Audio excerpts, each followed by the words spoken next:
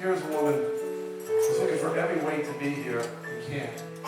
And how many of us look for every way not to be here? We live in a world where there's, at least in the body of Messiah, there's so many reasons why we should avoid the Shabbat.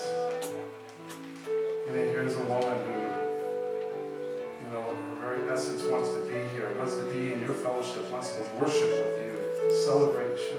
But I think maybe this is her last day, maybe she has years to come, I don't know. But if you would ask her where she would want to be today, the last day of life, where would she want to be, Allison? She want to be here to worship the Lord, wouldn't she? I know this woman.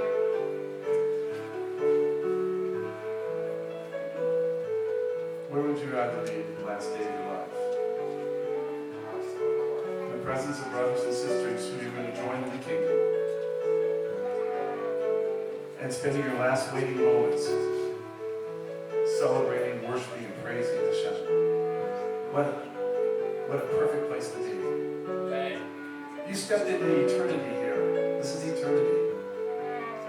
Welcome.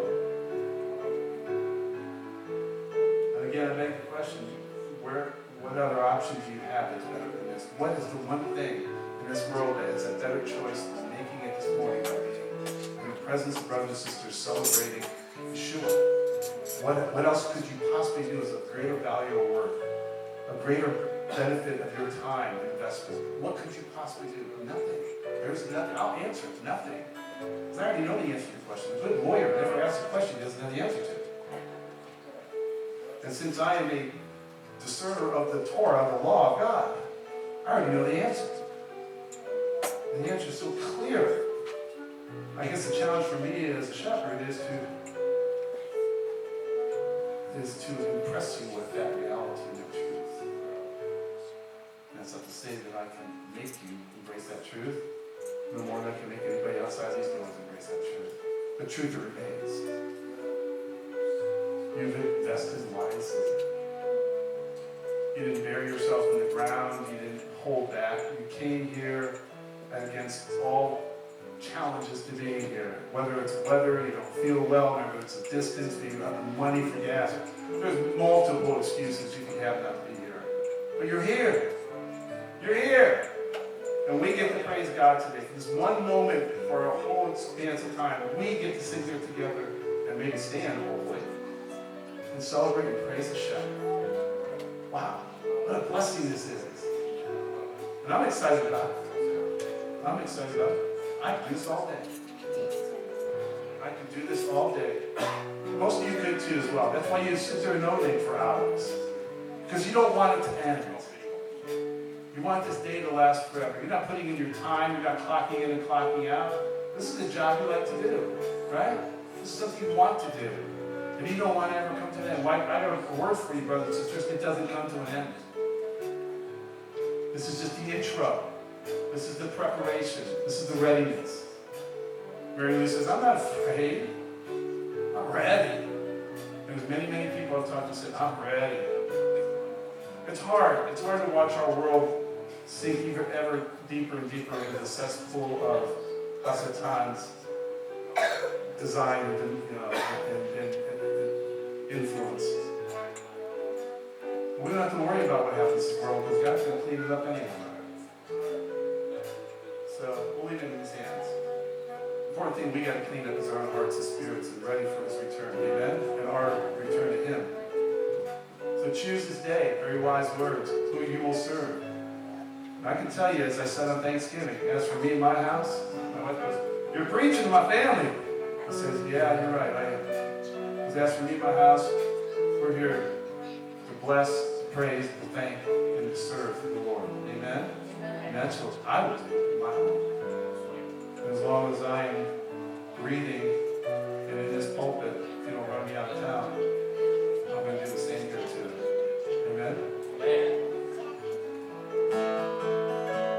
As for me and my house, we will serve the Lord, lifting holy hands in worship. I was in His hands. We will not bow down to the gods of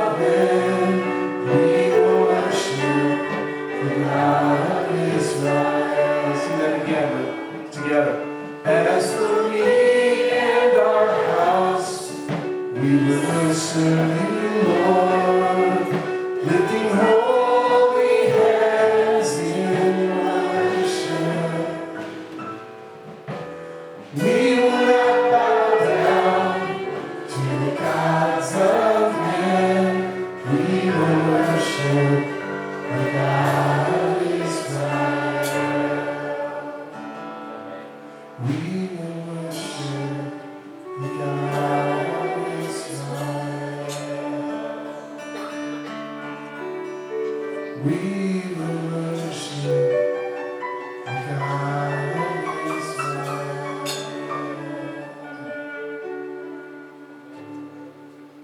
You know, we're thinking about Moshe and Moses. He wasn't Yeshua.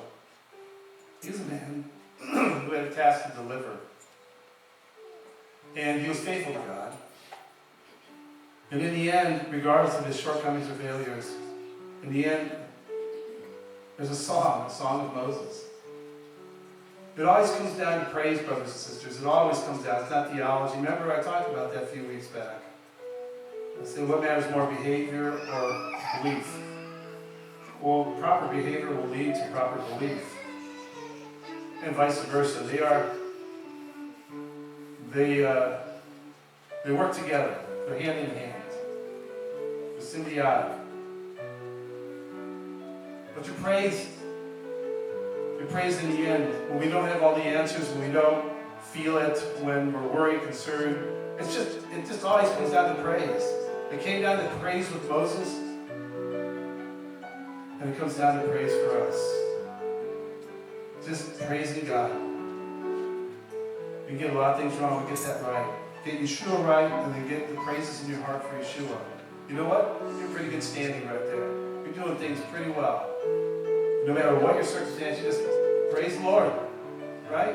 You don't think Jean Lavin was praising the Lord when she's going under the night? Of course she was. A little concerned, but I think Mary Lou is standing on the threshold and maybe end of life. Praise the Lord. Praise the Lord. Amen? That's what we do. We can do this all day. And this would be the most fruitful investment, again, of our existence. It's just sitting here and just celebrating Hashem. Amen? I want to sing one more time. And I want you to sing from your spirits and from your hearts.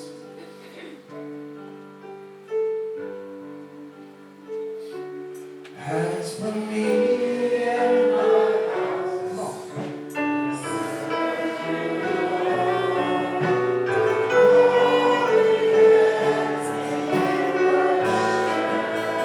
Come on.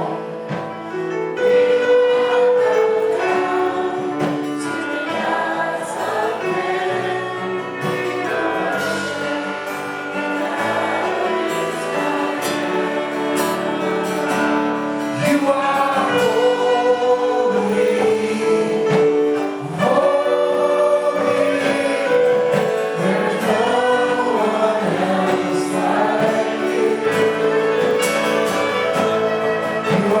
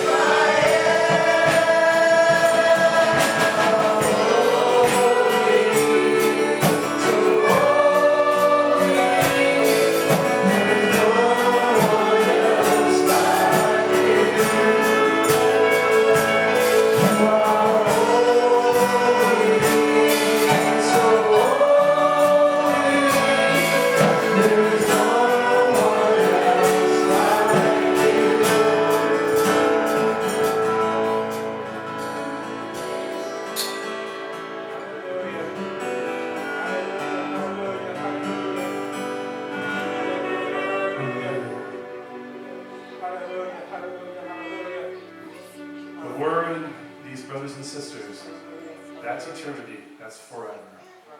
Don't retire for them. Amen. Please rise.